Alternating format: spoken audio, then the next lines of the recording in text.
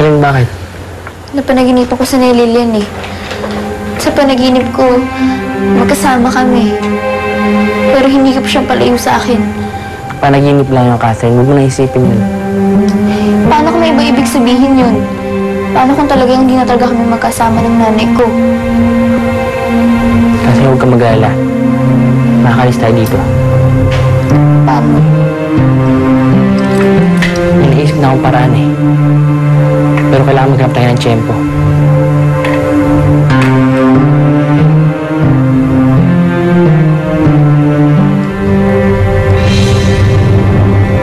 Sir, tatawagan na lang namin kayo for any development sa kaso.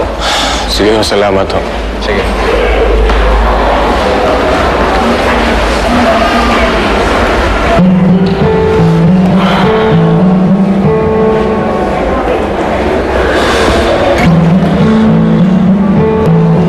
Ferdinand, I heard what happened.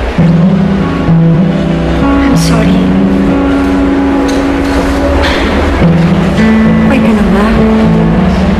Ano nangyari kay Lilian? May report na ba ang mga polis? May suspect na ba? Wala pa silang report. Dahil under investigation pa daw. Kaalala ako sa lagay ni Lilian eh.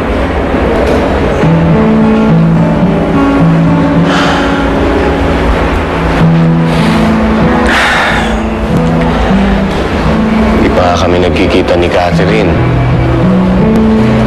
Panibagong aberya na naman kay Lilian. Hirap na ako, Amara.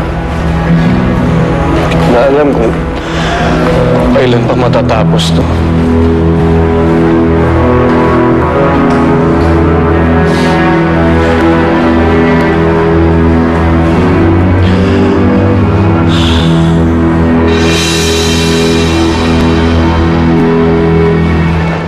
Bakit ba bumalik pa tayo rito? Eh, hindi naman komportabling matulog dito. Eh, di sana lumipat na lang tayo ng ibang lugar.